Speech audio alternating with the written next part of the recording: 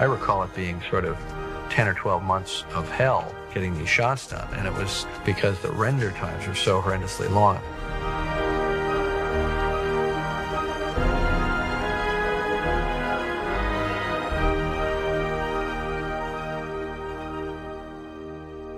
Fight one. Ready, go!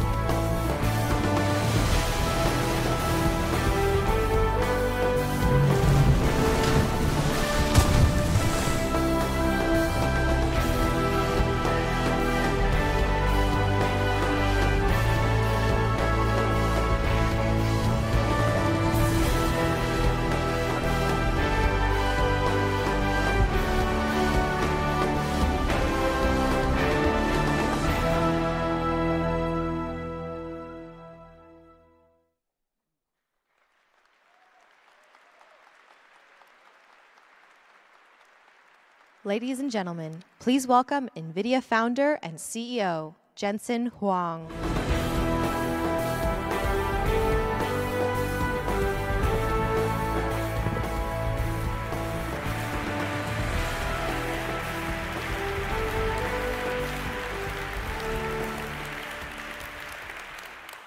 Welcome. We've been working really hard for 10 years. The engineers at NVIDIA, NVIDIA Research, all over the world, our partners, software developers, engine makers in the industry, we've all been working so hard. And today is a historic moment. We have something very special to share with you, something we think is very important. So let's get started. Today's a special day because this SIGGRAPH is Pixar RenderMan's 30th birthday, guys.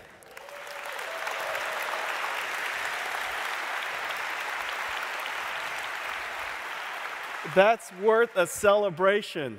Ed Catmull, the amazing engineers and researchers at Pixar, started a full-feature animation, computer-generated animation revolution. The work that they have done is absolutely remarkable. Over the course of last 30 years, the progress that they have made and the relentless pursuit for image perfection has been nothing short of amazing. 1995, Toy Story premiered using NURBS to generate characters, stochastic sampled AAs, motion blur. The imagery were just beautiful. It was processed with 800,000 CPU hours, 800,000 CPU hours on a 100 megahertz, 27 megaflop Spark CPU. 100 megahertz. It's so cute. 100 megahertz. 800,000 CPU hours. Several years later, with cars, they introduced real-time ray tracing, or ray tracing, so that they could have beautiful reflections, beautiful shadows, ambient occlusion. In 2006, they used global illumination for the very first time, so that they don't have to paint their movies with hundreds of cameras inside the shots faking light. With global illumination, all of a sudden, light just works as it should. The subtleties of light bouncing all over the environment, picking up the color as it goes along, paints it just an amazing, amazing movie. They saved so much time for their artists as they no longer have to sit there and rig up each one of the sets, virtual sets with all these cameras. They took it another step further with Finding Dory in 2014. All of a sudden, Dory's in a water environment. The rays are bouncing off of the waves in the water. The reflection, the refractions just exploded the amount of computation that was absolutely necessary to render that scene. And they invented something else. Using a state-of-the-art technology and deep learning, they created AI-based denoising. As a result, filling in all of the spots that the rays haven't reached yet. And as a result, reduced the amount of render time necessary tremendously. But even then, the amount of computation that was required is amazing. I think it was Big Hero 6, 200 million CPU core hours. Each one of the CPU cores are now 2 gigahertz. Compared to what was used in 1995, 30 years ago, 800,000 CPU core hours of 100 megahertz is now 2 gigahertz, 20 times, and then another 200 times, 4,000 times increase in the amount of CPU core hours needed. 4,000 times. Well, you know, Jim Blinn, I think he might actually be in the audience. There are so many luminaries in the audience today, guys. There's so many pioneers in computer graphics in the audience. I wish I had seen the attendees list. I would have called you out. But it's so great that you guys are here. Thank you very much.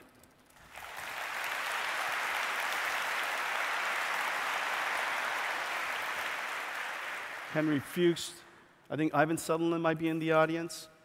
Just so many pioneers. Ivan, that's terrific. Because of your pioneering work, we're standing on your shoulders, and we created this industry together. Thank you very much. We're so grateful. So 4,000 times more computation later. And Jim Blinn had this law that said, basically, independent of how much computing you provide the artist, they will always render up to several hours. Whatever the hours that they were willing to tolerate, they would render just as much compute, rendering as much using that new computing resource as they were given before, and as a result, consume all of the computational capability that we provide. In fact, what's surprising is this.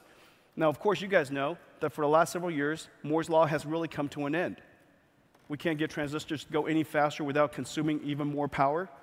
We've lost the ability to find any more instruction-level parallelism. We're running into walls left and right. As a result, CPU performance has really come to a halt, and you could see it here. But yet, the amount of computation, the amount of CPU hours that's consumed to render these movies continue to go up. I believe there's actually a new law. The law is simply Jim Blinn's law. In addition, there's got to be an artist law of some kind. Pursuit of generating that perfect image no matter what technology provides, because that's simply what you demand. Meanwhile,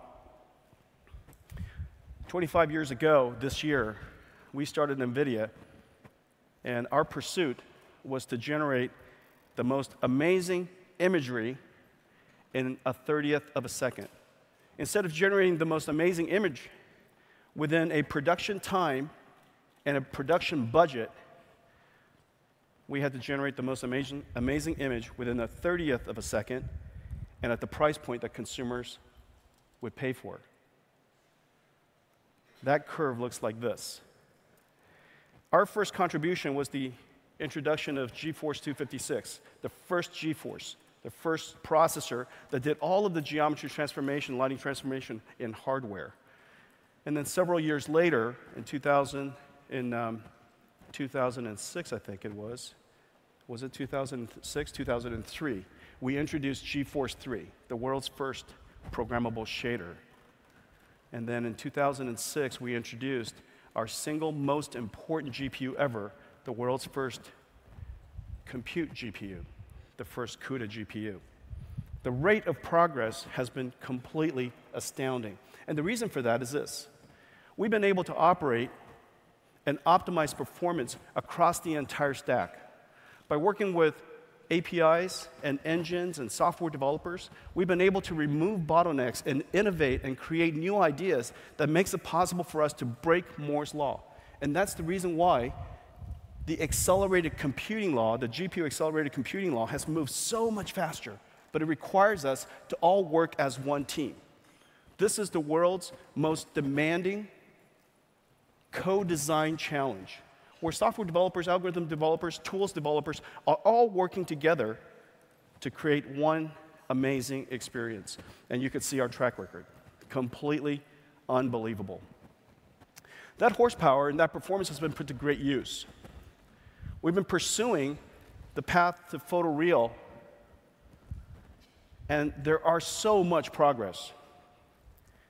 Amazing amounts of geometry that is going to be in the scene, because the world's got lots of geometry, and some of it includes light and cast shadows, and the microstructure on the geometry allows us to pick up the subtleties of the light, causes that nice rim lighting.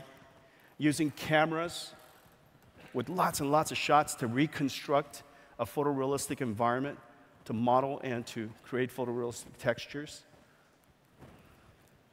Creating materials that are physically based, metallic or dielectric, smooth or coarse, rough, because of the microstructures that you can barely see or you can't see at all. Translucency, subsurface scattering. All of these physically based properties are now possible for us to be modeled. Simulating physics, soft bodies, rigid bodies, particles, fluids, springs and strings, because the world moves in a very predictable way, in ways that either are very natural to us or unbelievable to us. Character animation, using motion capture and then blending shapes. And now we're even able to teach a character with deep learning how to animate itself. Facial animation is incredibly important. This is Digital Doug. Doug Roble, I think, is in the audience, an Academy Award winner. This is him. He'll always be Digital Doug to us. Doug, where are you? Just say hi. So that's Digital Doug. Hi there. You're going to be famous.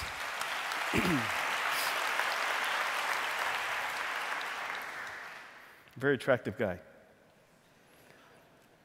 And instead of using markers on your face to figure out to track your facial animation, now we could use AI to figure that out all by itself. And so making it easier for us to capture very realistic facial animation. All of this progress is made possible because the performance of our capabilities, the technology underneath, continues to advance. And working closely as one industry, we've been able to do amazing things. But there's been one enormous roadblock. That roadblock is as fundamental as it can possibly be, and it's the simulation of light. We've been able to do all kinds of amazing things and make these amazing, beautiful video games, but we've been doing it through a lot of hackery. There are light probes and reflection probes that are made out of cube environment maps. We've been placing lights that are invisible to you in the environments so that we could recreate what otherwise would be global illumination.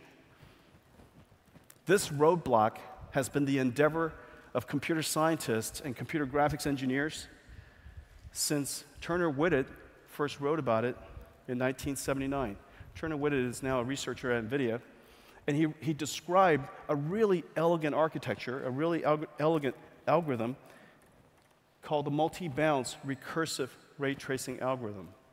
It casts a ray from your virtual eye through a virtual screen, through that pixel, and it flies towards and either intersects a surface. When it intersects that surface, it creates a whole bunch of shadow rays in the direction of lights. And if the path of that shadow ray towards the light were to be occluded, meaning it intersects another surface, it would be in shadow. Otherwise, it would be lit.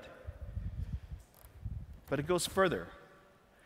If that surface was not diffused and it was reflective, it would generate a reflection ray. It would take into consideration the normal of that surface and the incoming angle of the ray. And then again, it would create that ray and it would follow the original algorithm. Create other shadow rays, trace its way to the light.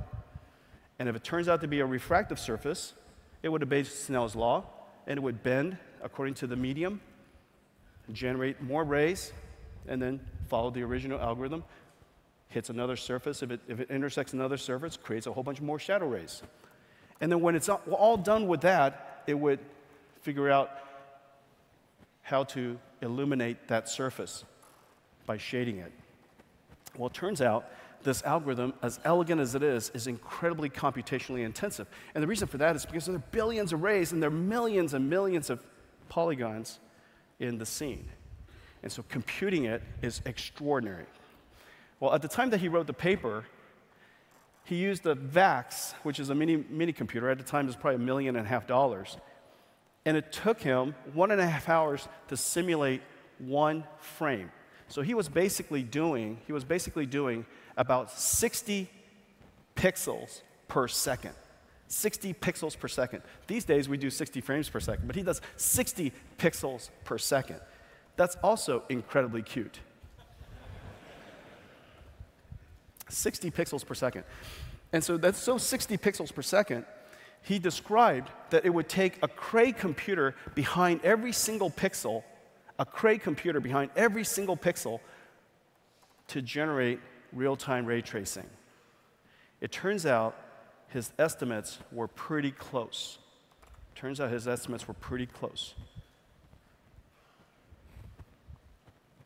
35 years later, we're able to put a Cray supercomputer behind every pixel. In fact, we're able to put several Cray supercomputers behind every single pixel. And we created a brand new way of doing rendering, and we introduced it this year at GDC, the Game Developers Conference in March, for the very first time. It's a brand new rendering system. We call it the NVIDIA RTX. And it runs on a desk-side supercomputer we call the DGX station.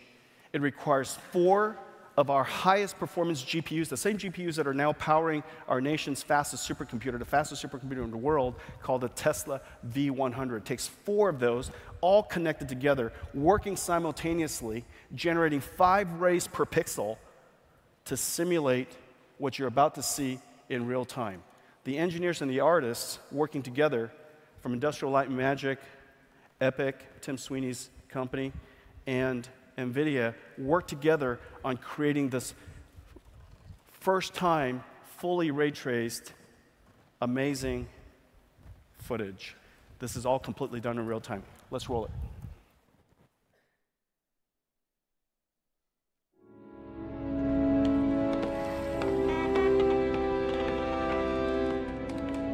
What's the story with all the elevators lately? I heard Kylo Ren destroyed the one over in D sector. If you ask me, who's ever in charge of this place should be transferred to Hoth. What? What?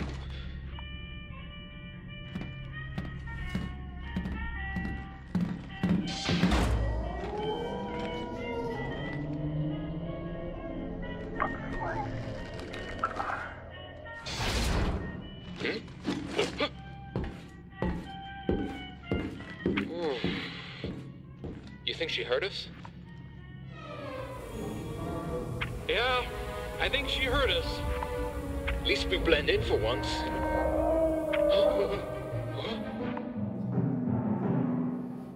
Isn't that amazing, guys?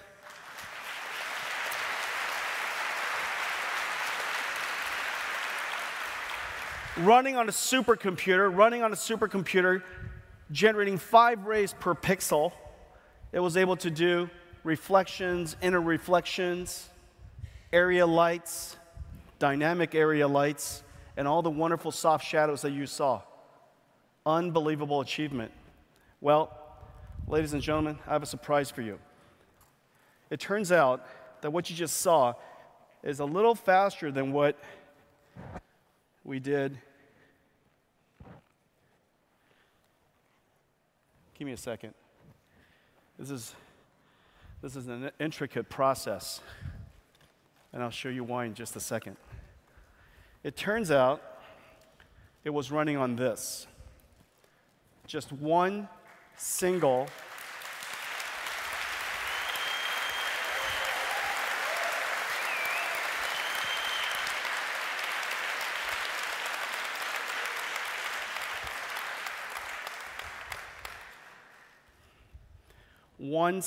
GPU. Ladies and gentlemen, this is the world's first ray tracing GPU.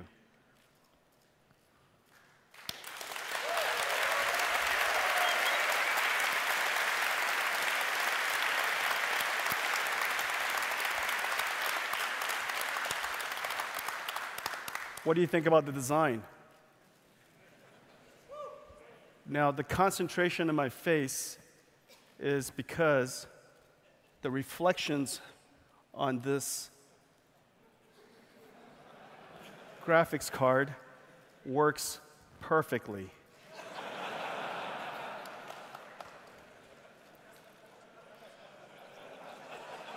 It obeys the laws of physics. Tell me that's not beautiful. It obeys the...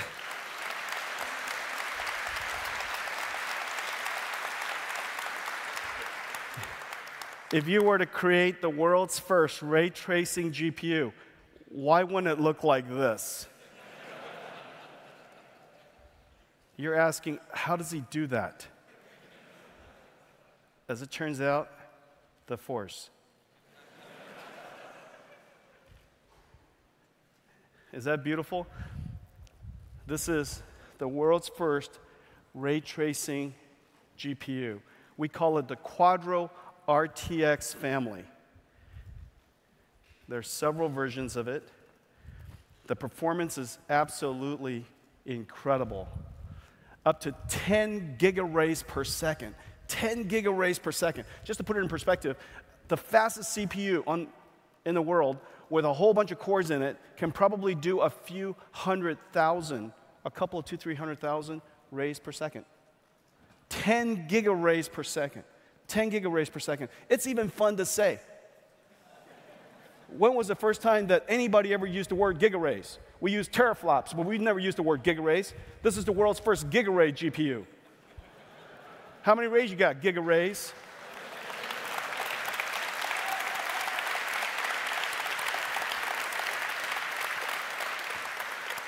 These are new. What did you see at SIGGRAPH? 10 gigaраys. We saw 10 gigaраys. 10 gigaраys at SIGGRAPH. Not only does it have an enormous amount of floating point performance for shading, also this shader, this shading architecture, this SM, our new compute architecture, has the first independent integer and floating point processing pipeline so that we could do address calculations and numerical calculations all at the same time. We perform up to 16 teraflops, and when was the last time you heard the word tips? 16 tips. These are all brand new. These are brand new things that no computer scientist has ever said. How many tips do you have? 16 tips. How many gigaраys can you do? 10 gigaраys. I'm still messing with the camera. Look at that, on command. This graphics card and light works exactly as I expected. No light probes, no faking. Look, there you go. We'll do this all day long. Okay, ouch. Here we go, thanks, Paul. That's very beautiful. And it comes with this brand new NVLink multi-GPU connector so that the frame buffer, every single GPU, the GPU could talk to every other GPU's frame buffer as of its own. Over this NVLink interface, 100 gigabytes, low latency, this incredible NVLink connector here.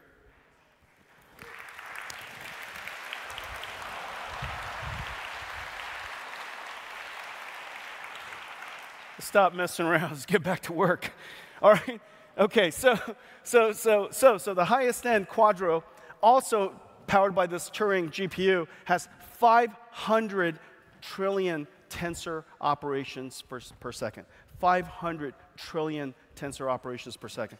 No processor in the history of processors has ever commanded this much computational resource on one chip. I'm going to show it to you in just a second. It's absolutely amazing. 500 trillion tensor operations per second. 3 types of processors. The SM for compute and shading. A brand new processor called the RT core with 10 gigabaytes per second for ray tracing. And a new processor called the Tensor core for deep learning and AI. 500 trillion operations per second. The new Turing GPU is the greatest leap since 2006 when we introduced CUDA. This fundamentally changes how computer graphics is going to be done. It's a step function in realism. These are our goals, to make sure that whatever images are generated is dramatically different than what was possible before.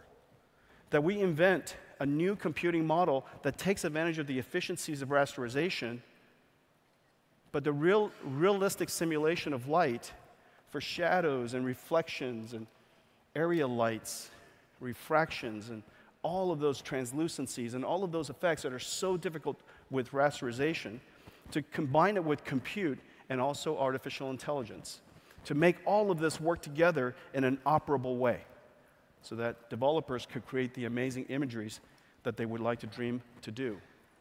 It has to be amazing at today's applications, but it has to be utterly awesome for tomorrow's. When you buy this GPU, you're going to enjoy it immediately, and you're going to be able to enjoy applications that will be coming very shortly that I'll show you in just a second. And just to take a look at what's inside this chip, so the Turing SM, 16 teraflops and 16 TIPS, does concurrent floating point and integer instructions at the same time, has a unified L1 cache, has variable rate shading. For foveated rendering, all kinds of new algorithms are possible. Motion adaptive shading, so when things are moving, you don't have to dedicate as much shading horsepower to it.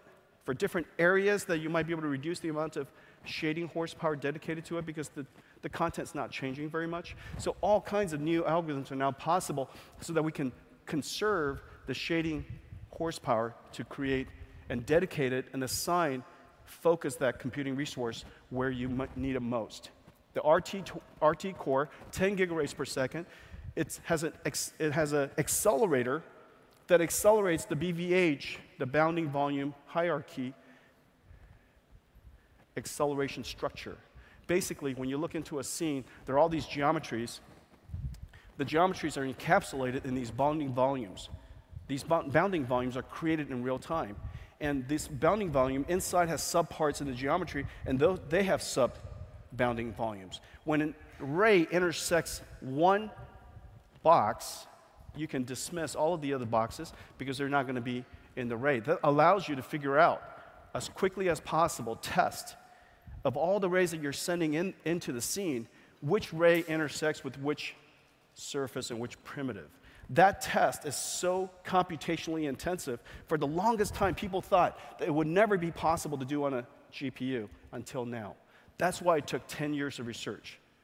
Figuring out exactly how to create this RT core, ray tracing core, that accelerates this data structure, this acceleration structure, to figure out exactly which one of the primitives that a ray intersects, and to interoperate with a shader was a great challenge. That was the amazing invention. As a result, we were able to achieve real-time ray tracing for the very first time. The Tensor core has 3 different precisions. FP16, well, of course, it has FP32. It has 120 teraflops, 25 teraflops of FP16, 250 tops of int8, and 500 tops of int4. If you need precision, use FP16, 10 times the performance of Pascal. If you need less precision, use int4, 10 times what was possible with Pascal. Incredible. The display is designed completely for HDR through and through and supports 8K displays for the very first time.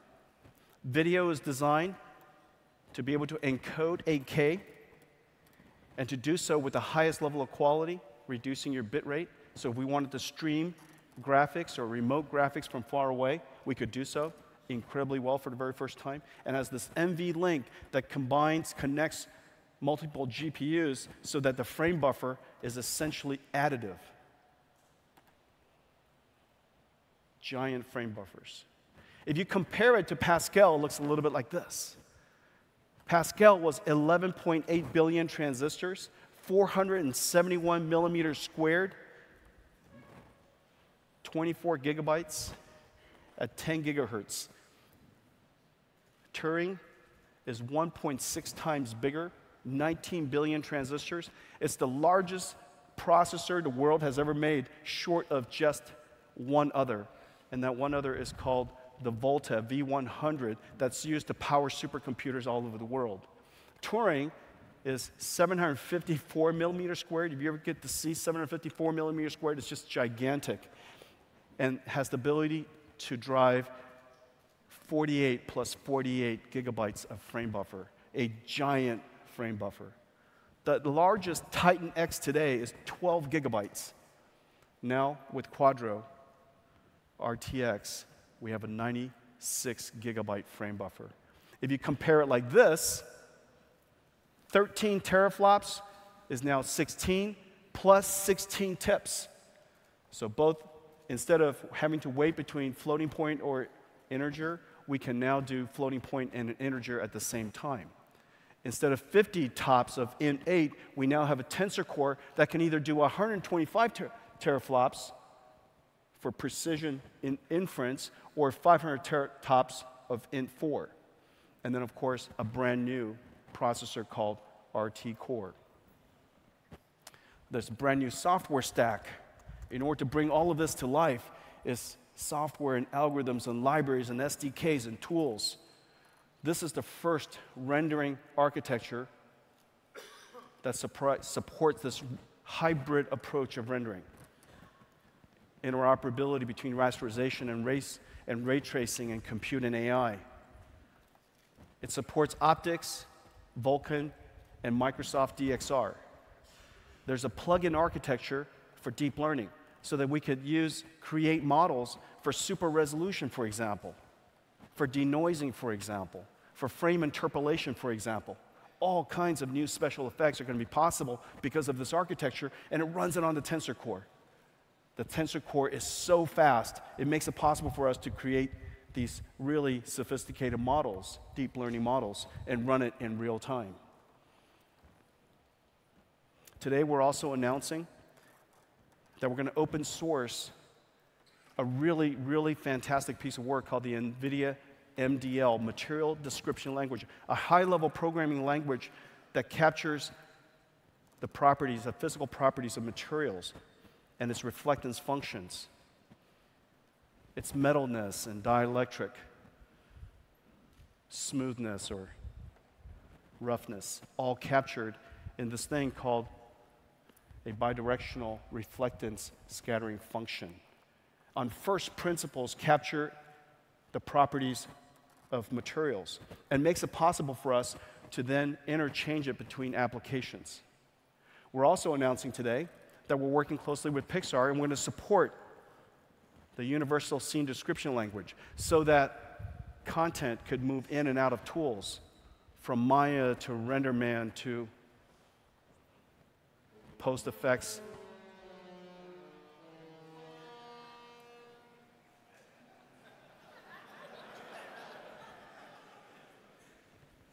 Ladies and gentlemen, we're in the happiest place on earth.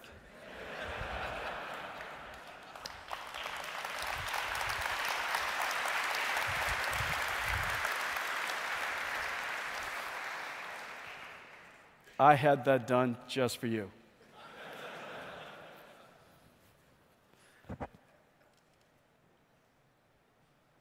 A brand new software stack for this new way of doing computer graphics. Computer graphics reinvented, merging rasterization and ray tracing, compute, and AI.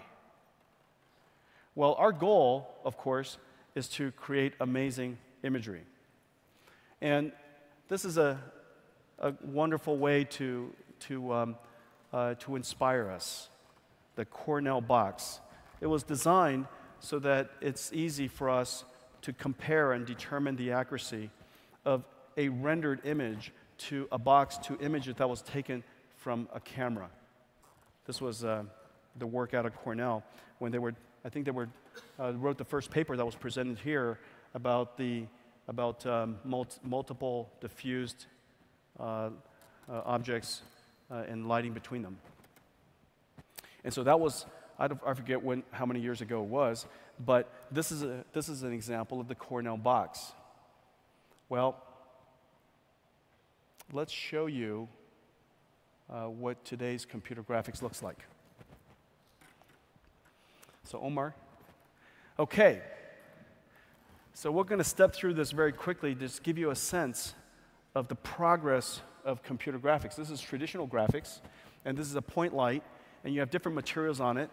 The red is leather, the white is cement, and the green ball there is a very, very valuable material, the NVIDIA logo, and it looks like clear coat, car paint, green car paint, and you can see that the point light is casting a shadow, casting shadows, and those shadows are well, they look rather hard, and it's made out of shadow maps. And so let's go take it to another step. Okay, so we can add compute to that, and we could do things like camera effects, like depth of field. Okay, let's take it another step. We could do bloom. Okay, so bloom, did you turn it off? You turn it on off? Is it on or off? Okay, there it is. There's bloom, okay, another camera effect. Let's go another one. But none of these look super great. Okay, so now we're going to turn on RTX. So this is area lights with RTX. And notice the soft shadows. The shadows are soft. You can see the umbra and the penumbra. The soft edges around the shadow. And so for the area lights, you have to figure out the light that contributes on the left. Let's see, on your left hand, as it lights this direction, and the light on the right hand goes in this direction, and also the light that comes down contributing to this area here. And so as a result, some parts of it is well lit, and some part of it is kind of blurry and nice and soft, and that's the feeling that you get when you see a really nicely well casted shadow. Okay, so this is area lights. Let's suppose we had more area lights. Okay, now with more area lights, you would expect each one of the area lights to be able to contribute to lighting the scene. And so you could see now the penumbra and the umbra right here, nice and sharp, and this is nice and soft. You could see the light bleeding on top of the roof, casting Nash shadows. So this is something that you could do with ray tracing, so that you could use area lights to cast soft shadows. If you were to do this with traditional graphics, the way you would do it is to simulate that area light with a whole bunch of point lights, and all of those point lights would have to light the environment one at a time, and you would integrate that. Okay, so these are multiple lights. Let's suppose we go do something even harder. So this is reflection.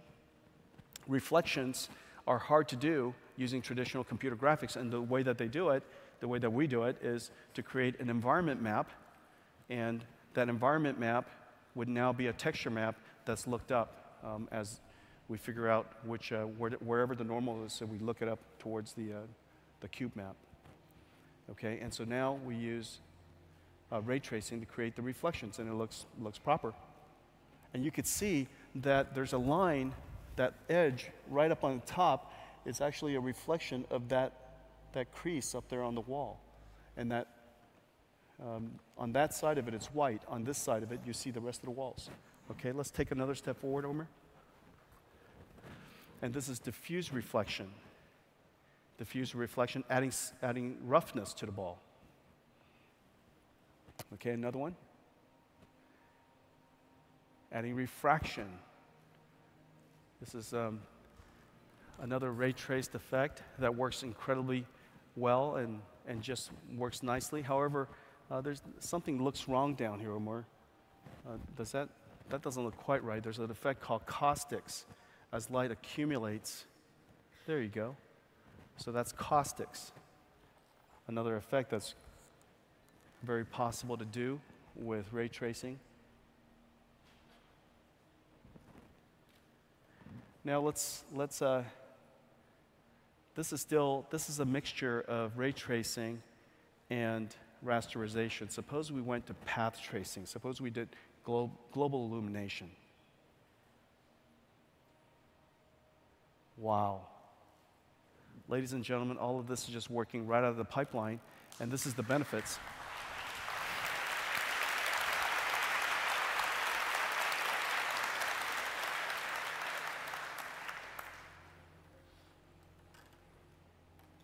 Okay. What is it? It's okay. They're friends. What is it? I can't hear you. I still can't hear you. Oh, yeah, it's okay. Okay. All right. But can I have my clicker back? This is what happens when we don't practice. You guys are seeing everything in real time. Okay, so we're a real-time computer graphics company. Everything's real-time. Nothing is pre-computed. Nothing is done offline.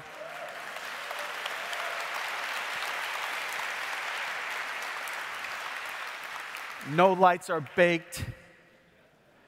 No light probes, no fake lights, no fake reflections. Everything's all real. Okay, so we have computer graphics, traditional graphics with rasterization. We showed you depth of field rasterization with compute. We showed you area light rasterization, ray tracing, and compute. We showed you reflections, rasterization, ray tracing, and compute. And the compute in each case is to denoise ray tracing. Because the rays are bouncing all over the place. At some point, you could use AI or some heuristics to figure out what are the missing dots and how should we fill it all in. Okay, that's called denoising. And it allows us, using ray tracing, allows us to complete the frame a lot faster than we otherwise could. And there are all kinds of amazing denoising algorithms, and nothing is more powerful than using deep learning to do that. But in some cases, we use compute. And so reflections, diffuse reflections, refractions, caustics, and then finally, global illumination. All four engines are all running at the same time. Now, the benefit is this. This is how we started. This is traditional computer graphics, rasterization, and shading, and wonderful materials. It looks pretty fantastic. We could fake it. We can improve the looks of it with all kinds of trickery, and we all do that, and it makes video games look amazing. However, it's so brittle. It's so brittle, and so many things you can't do. I'm going to show you some of the things you can't do, but you could turn on RTX, and it looks like this. Everything here is completely in real time, so off, on. Which one do you guys like better?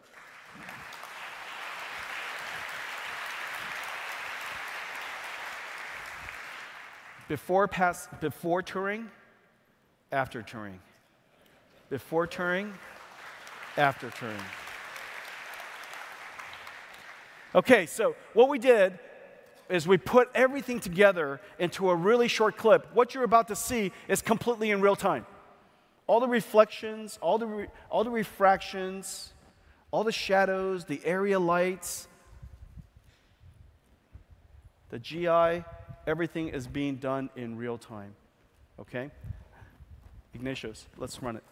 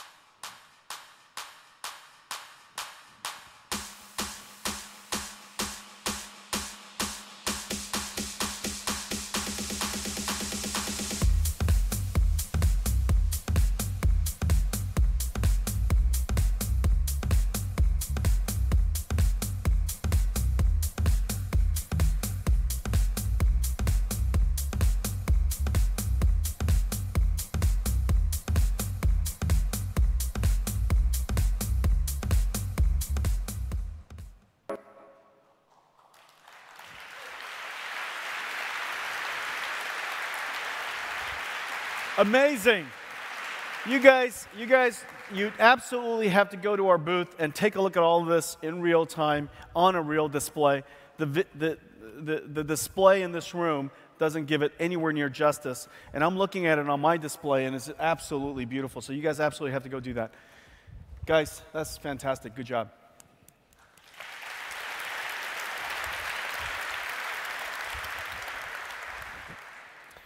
For the longest time, real-time computer graphics has been really used for interactivity, design of CAD, use it for flight simulators, use it for video games.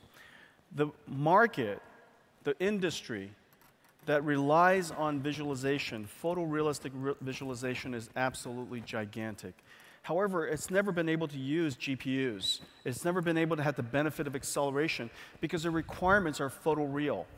Unless you could do real tracing, and you could do global illumination with physically based materials and physically based lighting that conserves energy so that everything looks according to the way you would expect it to look, and has the ability to hold very large assets because the world is large and the textures are detailed and they're really doing large scenes.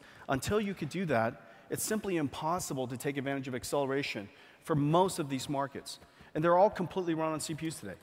So whether you're designing and creating these cars and making it photorealistic, light baking and video gamers, the reason why the video games look so amazing, even though there's so many limitations in the way we calculate light, is because somebody, an artist, pre-computed all the lights and pre-computed the ambient occlusion and baked it into the textures.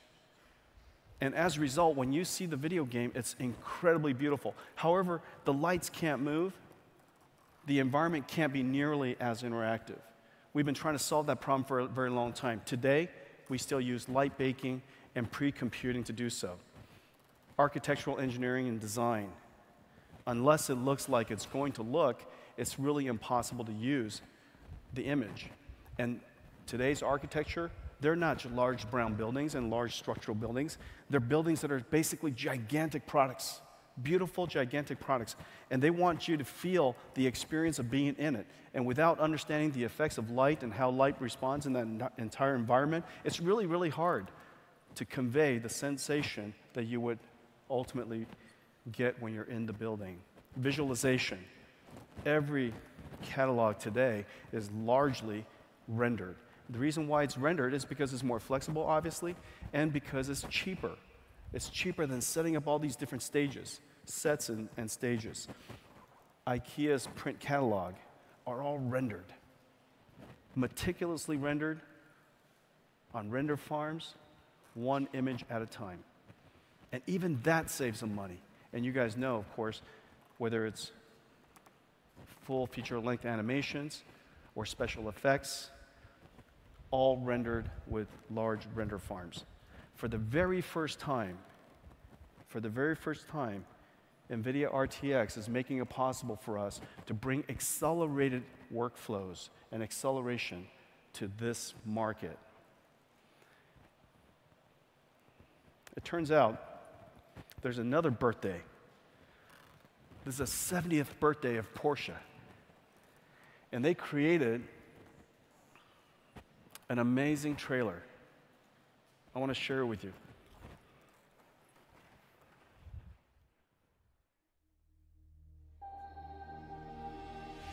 The speed of light, a universal constant, never diminishing, never ending.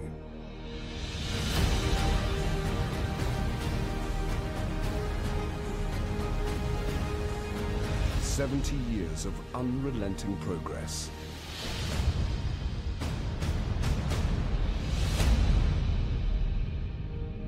The Porsche 911 Speedster concept. The speed of light." Wow.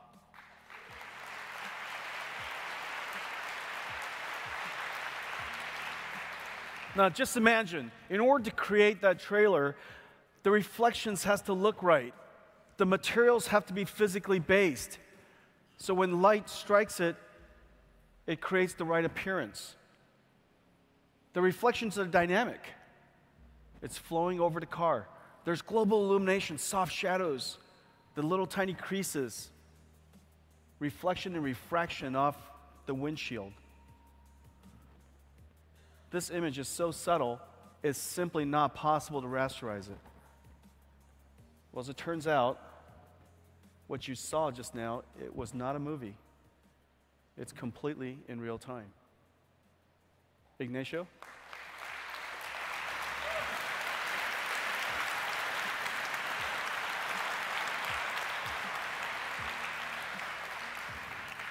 This is the work, again, of some amazing engineers and artists.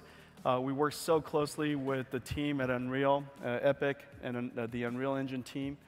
Kim and his team did just an amazing job, as they always do, and the engineers at NVIDIA working closely together, and the Porsche designers that were part of this project. They're so proud of it. I mean, this is just utterly shocking. Ignacio, what else can we do?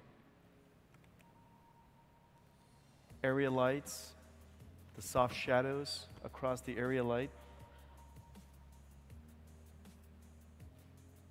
Look at that.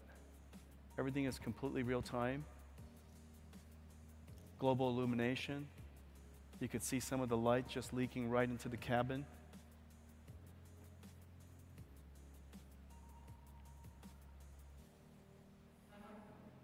Wow. What else?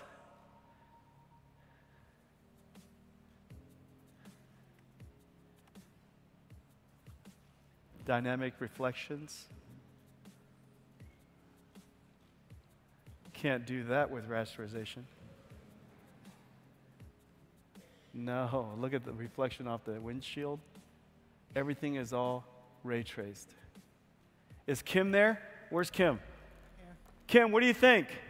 Unbelievable. You know, I've been in computer graphics now for 27 years, and it was a dream to see real-time ray tracing come true.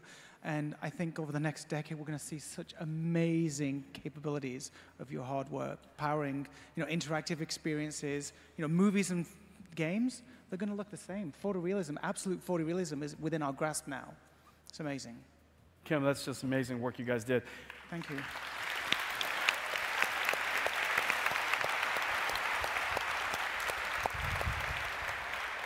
You know, all of a sudden with this new computing, this new rendering model, the number of new algorithms that are going to come about, the new techniques for rendering is going to be reinvented again. It's just, the energy around all of our computer architects are just so high right now because they're all these, it's just a new toolbox, a new tool in the toolbox that's so powerful. You guys are going to come up with amazing things together. Yeah, and honestly, it's gone. And I think AI for ray tracing, AI for computer graphics is also going to revolutionize the possibilities. So I think we're going to get movie quality within this new generation of cards. I think we're going to see movie quality in games as well as more enterprise-like applications like this. Well, we've got a lot of horsepower for you, Kim. Do you know how many rays we could do? That's right, 10 gigarrays. 10 gigarrays. Yeah, do you know how much AI we could do? 500 tops. 500 tops. That's right. And the shader, it's got independent floating point and integer processing. 16 flops and 16 tips. 16 tips. 16 tips.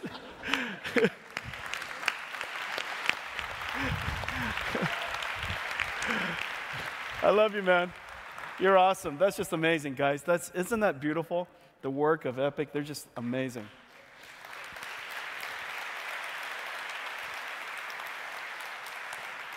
If you would have projected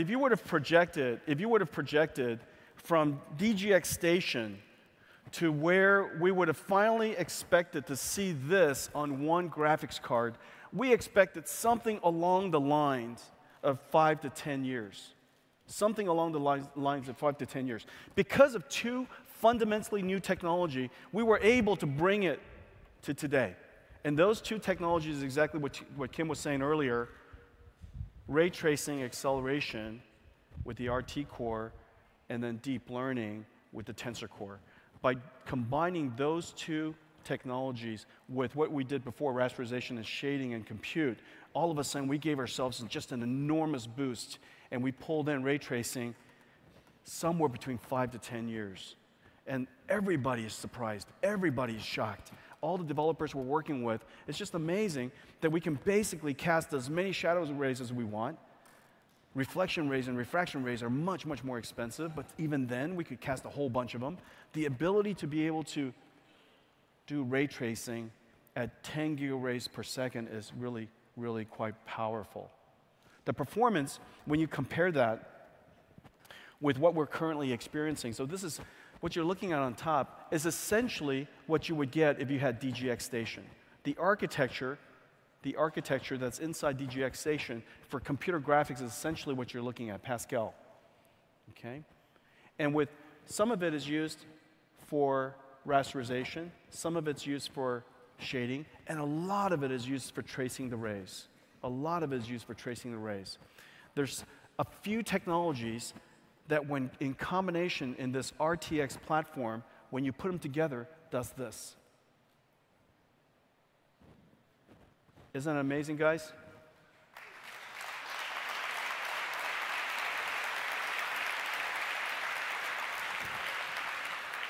A 6x speed up in computer graphics, a 6x speed up in computer graphics. Well, the way that's done is we, number one, accelerate the ray tracing part of it. We still have to shade it, but the ray tracing acceleration is just incredibly fast. The second part is by using AI, we're able to render at a slightly lower resolution, but because we trained that model off of very high quality ground truth, we're essentially going to be able to generate the final image at a much, much higher rate. And so we call it DLAA. The combination of AI and ray tracing has made it possible for us in the Unreal Engine 4 with RTRT, real-time ray tracing, running on top of Microsoft's DXR API, This is basically today's most popular platform. We're able to take computer graphics and improve it by a factor of 6. Turing is 6 times Pascal. I mean, it's just incredible. Here, I love looking at that. You know, I just, the engineers do all the hard work, and I just look at it like this. Incredible. You guys, great job.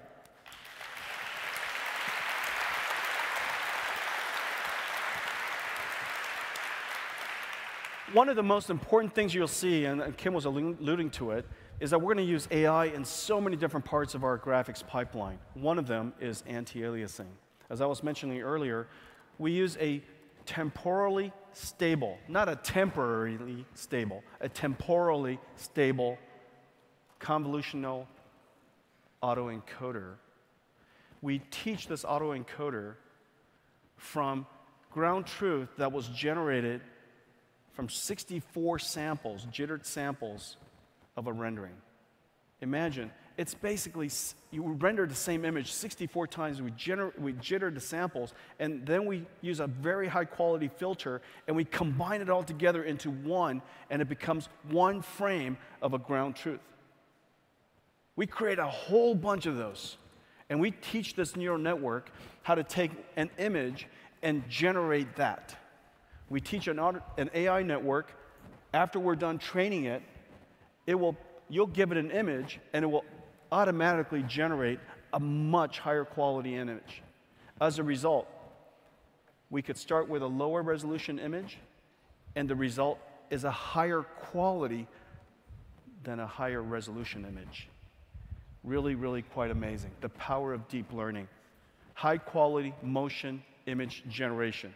We call it the NVIDIA DLAA, and that's what you saw in action.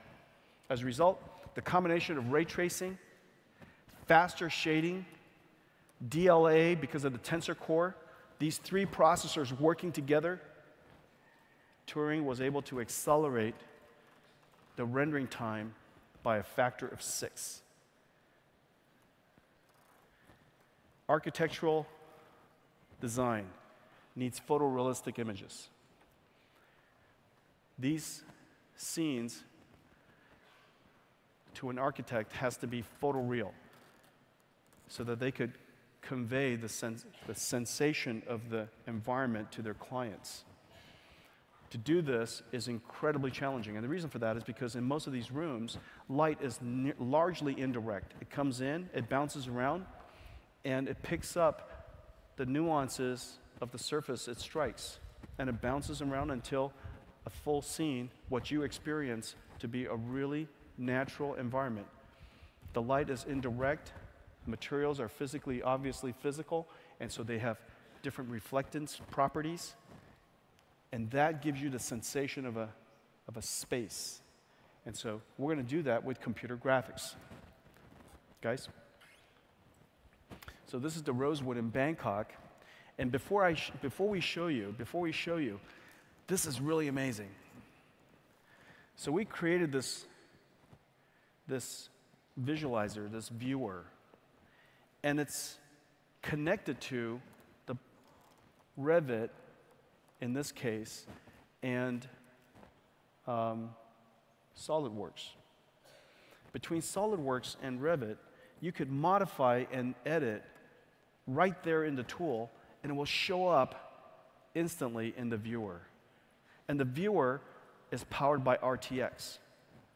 Okay? And so Sean is going to be able to modify the building. This is the Rosewood in Bangkok. He'll be able to modify the building. He'll be able to place objects inside this building, and it will just show up in this viewer in real time. And then it's rendered on RTX. Sean, go ahead and give it a try. Yeah, that's exactly right. So we can see we have Revit open there. We're looking at the lobby scene, and at this time of the day, there's just not enough natural light coming in. So why don't we open up some of the skylights, and we can see how that affects the illumination. Now, obviously, you can't fake this. Obviously, this isn't baked into the textures, and the reason for that is because you just place the lights. And you can modify the lights. You could change the time of day and get a sense of the feeling of this room. Look at that. Wow.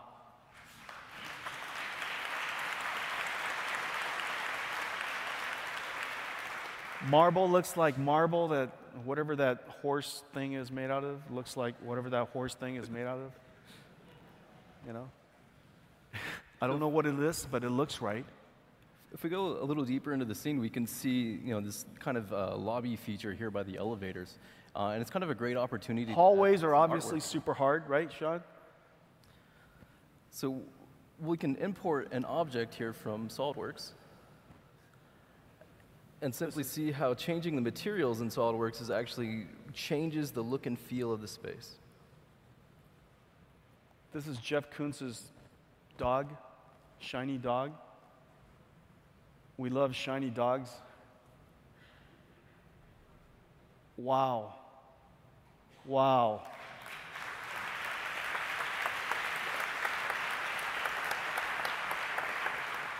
You guys see what's happening? I mean, this is just amazing. This is like having a wormhole between SolidWorks, Revit, and this viewer.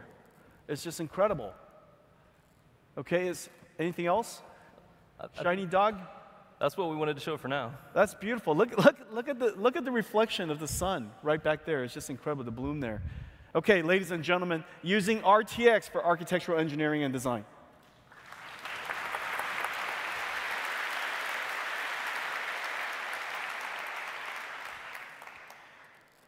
We worked with Autodesk's Arnold team, and they've been working with RTX, and they're just completely blown away. In no time ever has it been possible to render final film production on a GPU. And the reason for that is because it just wasn't fast enough. It wasn't fast enough, and it didn't have large enough frame buffer to be able to hold all of the assets. It wasn't fast enough because so much of the time is spent ray tracing. And now with global illumination, billions and billions of rays are being cast. You've got to trace the shadow rays, but you've got to trace all of the reflection rays and all the refraction rays. And there's just so many bounces all over the place to simulate global illumination. As a result, GPUs were simply not possible to render these scenes. Well, finally, with RTX, we've been able to do so. What I'm about to show you are several images of a shot. Now, if I showed you the shot, it would just look like a movie sequence. And so I'm showing you several images of a shot, and every one of these shots, every one of these frames were rendered on the Quadro RTX.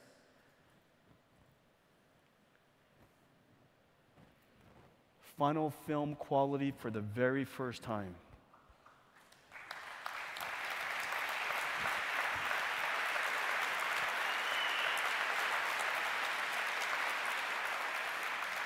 This is what motion blur and all. This is what you get. This is what you get when you have the world's first ray tracing GPU with 48 gigabytes each. And if you connect the two of them together with this incredible technology that I'm wearing called NVLink, you get 96 gigabytes of frame buffer.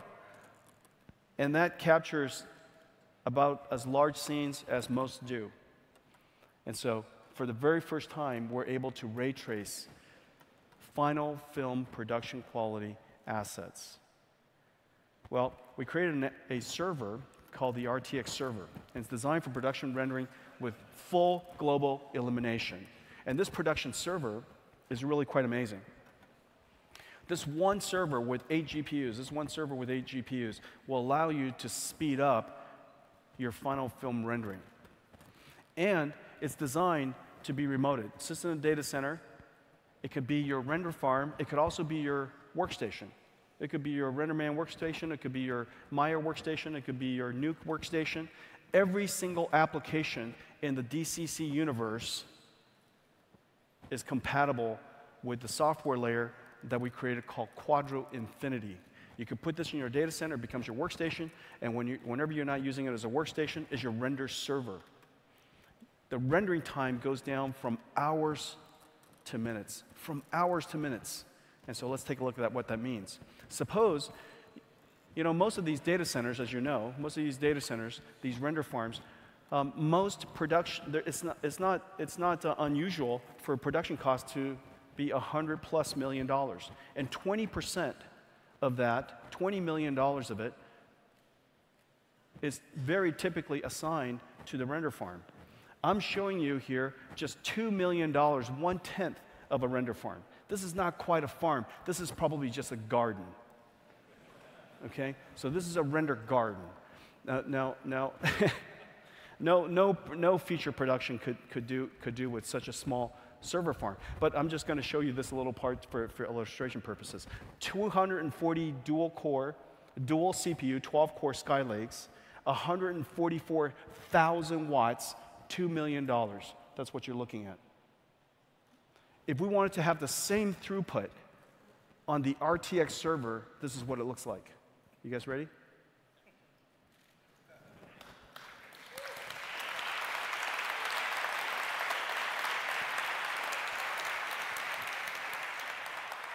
This is before. This is after. This is before. So this is you can't even call this a garden. This is just your planter box. Okay? This is your personal render farm. And it's just a fraction of the cost. It only costs about 1/4 as much. It takes 1/10 the space, and it takes 1/10 the power. Each megabyte, each megawatt of power, is $1 million a year. Each megawatt of power is $1 million per year. And so most data centers have 10, 20 megawatts, and so you could imagine the cost as it goes forward. Saving money is one reason, but as we know from Blind's law, whatever the budget is, the DP is going to want to use that full budget to maximize their creativity. And so let's take another shot at this. Suppose you had a constant budget of $500,000. You had a $500,000, okay? And so you had one server rack here for $500,000, another one for $500,000. You get 4 times the performance. Now, the reason why it's so amazing is because each one of those DGXs allows you to create a 3-second shot. Most shots are about, call it 2 to 3 seconds, about 75 to 125 frames. Those shots now take 1 hour. Instead of a shot taking 5 hours or 6 hours, it now just takes 1 hour. You could do a shot right before you go to bed, go to lunch. You could do 6, 7 shots per day. So the number of iterations is just really quite remarkable. It's going to completely change how people do film. The excitement from the DCC, the ISVs have just been incredible. Adobe Dimension is working on integrating RTX. Autodesk Arnold, Pixar RenderMan, Chaos V-Ray, Weta, all integrating RTX. All of the DCC tools, CATIA, Siemens NSX, SolidWorks, integrating RTX.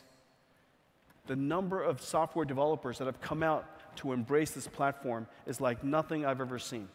And the reason for that is this. Everybody is under the constraint to deliver photorealistic images. Global illumination is now the bar. And we need to do global illumination in a physically based way that allows us to generate photorealistic images. The Quadro RTX starts at $2,300. RTX 5000, all of that capability, accelerating rendering for final film, the ability to generate photorealistic images for architectural engineering and construction, DCC, generating photoreal images, not to mention real-time ray tracing for video games and interactive content. RTX 5000, 16 gigabytes, 32 gigabytes with a NVLink starts out at $2,300, 6 gigaраys per second. The 6000 is 24 gigabytes and 48 gigabytes if you use NVLink, has 10 gigaраys per second. $6,300. And then finally, the monster, RTX 8000, 48 gigabyte frame buffer. It's just gigantic. It's like 4 times the size of a high-end Quadro board today for just $10,000.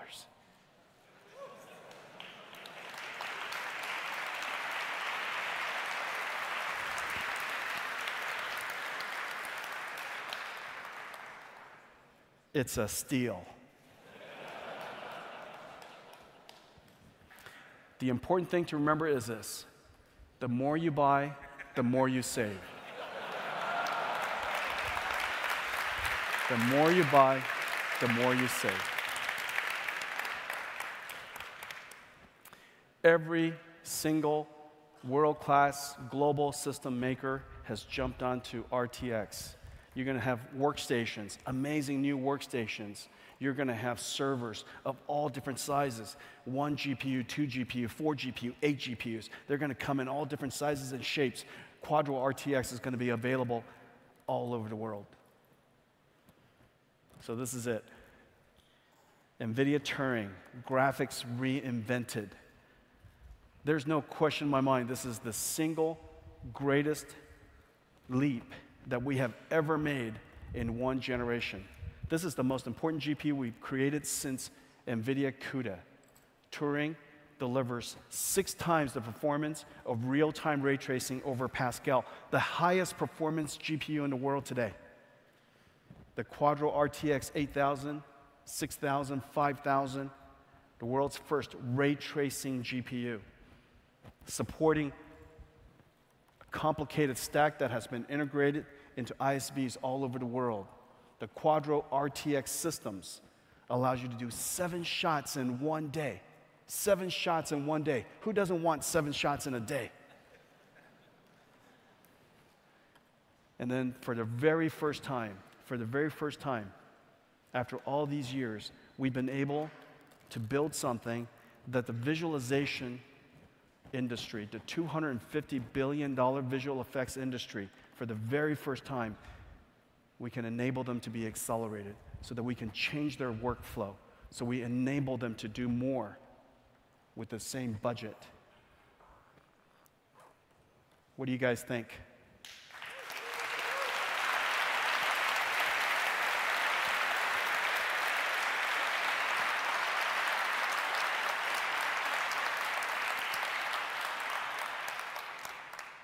Well, we have one more surprise for you.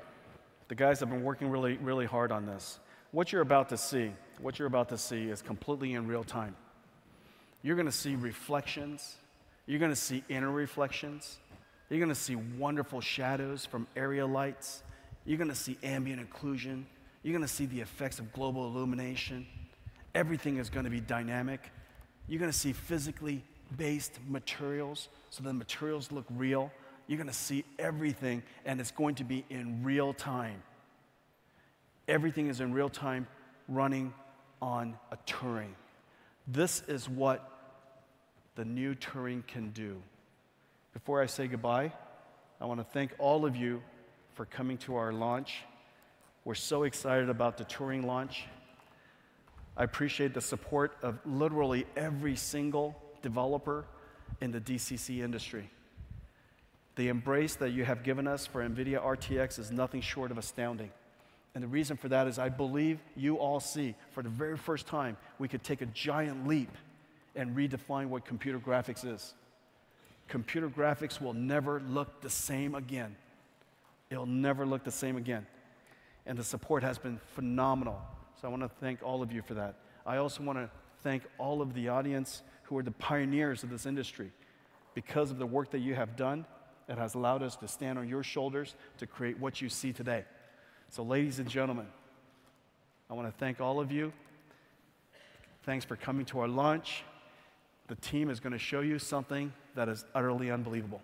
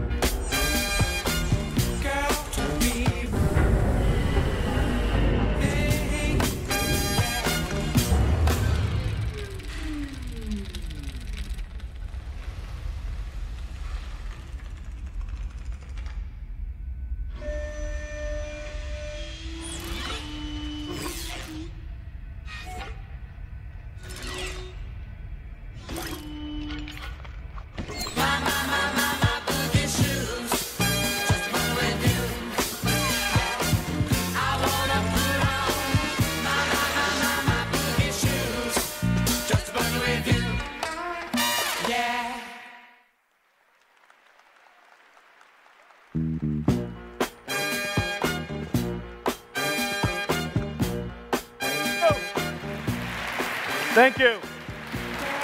Thank you. Have a great SIGGRAPH.